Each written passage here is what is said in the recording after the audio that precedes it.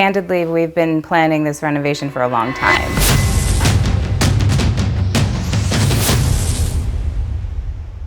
Rena and Charles from Springfield reached out to us when they were looking to do a kitchen renovation to their home. From our first meeting with Rena, she made it clear that she was looking for some big changes to happen. The house had good bones, but it didn't necessarily fit the way that we use it as a family. And so we wanted to save money in anticipation of making it a space that was more conducive to the way that we use it.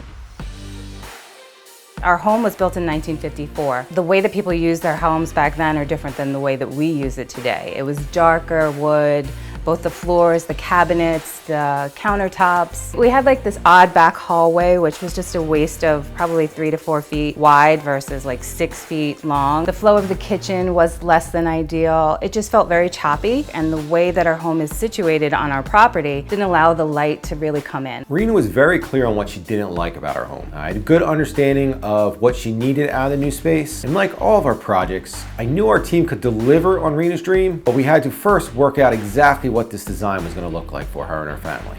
I want to be able to watch my daughter do her homework and make dinner at the same time, and while my husband's watching a game that I don't want to watch, be around him and do something I want to do.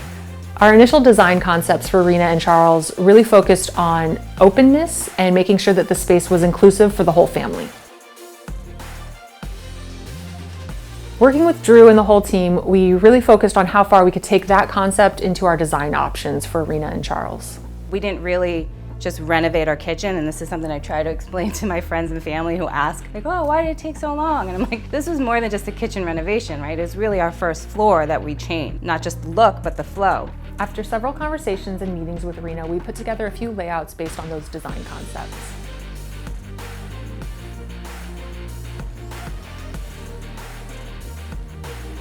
Rena's living room and dining room both had these huge windows that we all agreed should remain the same. And with that, some of the design layout had clear placement.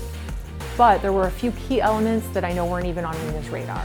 The design process was very helpful in terms of making me think about how am I going to use this new space, right? Because the flow had to change.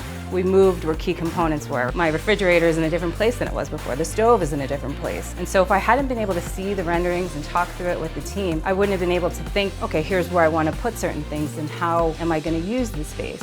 Working through our design process with Rena, we were able to take those initial first layouts and narrow it down to one final plan that would work for her space. Once we had this final layout of how the whole space was going to work, I felt like this large opening, while it was giving her everything she wanted, it was off balance a little bit. So we needed to problem solve that before we started construction. In order to camouflage one of those support beams, I thought it would be a really nice addition to add some architectural fixed lights on each side of the opening, which would balance out where that beam needed to be hidden.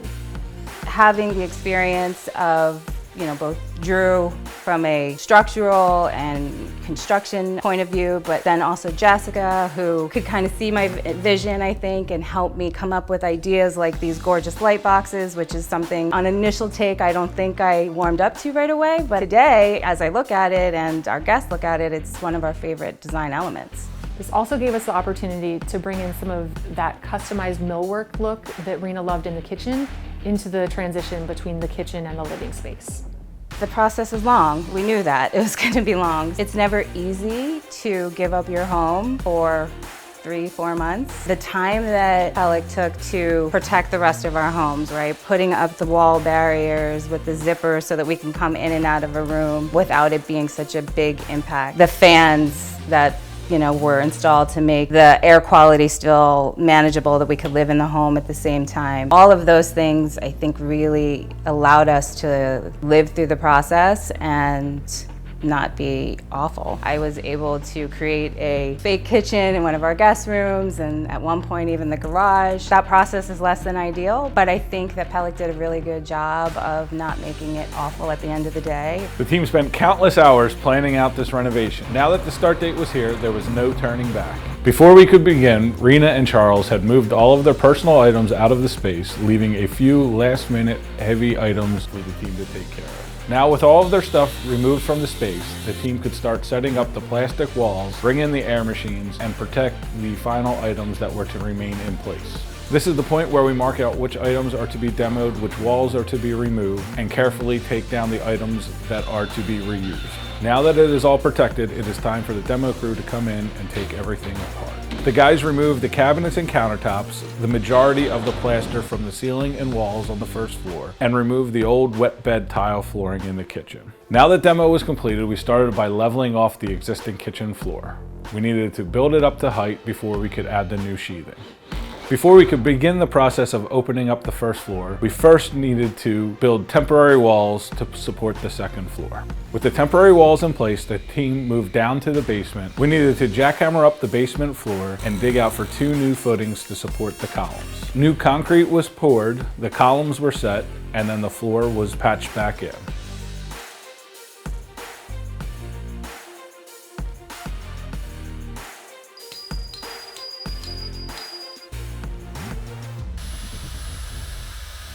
To achieve the floor plan that Rena was looking for, we needed to use a 1,300-pound, 20-foot long steel I-beam. The safest and most efficient way to achieve this was to do the majority of the prep work outside in the driveway. We had 3 sections of steel beam needed to achieve the layout. Each needed to be pre-drilled so they could be joined together to create the final openings. Then each piece needed to have wood blocking installed to attach the existing floor joist to. Next, we had to achieve what seemed like the impossible task of getting this large beam into the house and in position to be raised into place. We decided to cut a hole in the block wall between the house and the garage to lift the beam up and slide it into a resting place.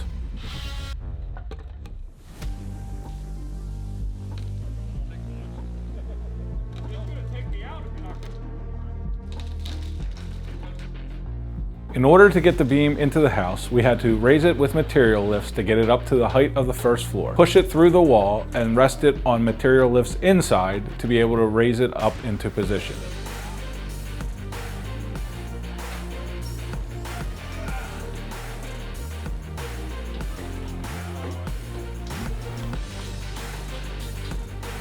Once the main beam was lifted into place, we could add the 2 smaller beams to each side, get the columns set in place, have everything drilled out, and all the structural steel bolted together. We finished up the framing by creating the openings for the light boxes on either side of the main opening, flushed out the walls, and added all of the blocking for the cabinetry and electrical. Now with the space clearly defined, plumbing, electrical, and heating work could be done. Once these were complete, we went through our round of inspections so that we could now move on to drywall. With creating the large open space, the goal was to restore the existing hardwood floors through the entire first floor and continue them into the previous kitchen area. To achieve this, we used a product by Bona called Nordic Seal to change the existing red oak floors to the desired look. With the floors complete, we were able to move on to the cabinetry and trim work. We started by installing the base cabinetry, the island, and then the wet bar area. When we installed the upper cabinets, they needed to be done so in a manner which could be removed, if needed, to install the slab backsplash with the quartz.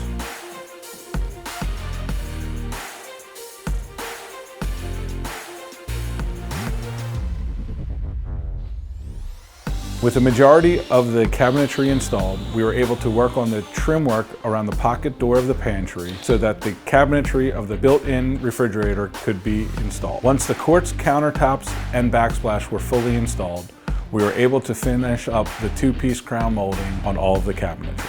With the project quickly wrapping up, it was time to move on to the final touches. I mean, like I said, it's hard to go through a renovation, and there are many things during the process that you second guess and you wonder, did I do this right? Did I make the right decision? But choosing Pellak as our partner has been the one thing that we never second guessed.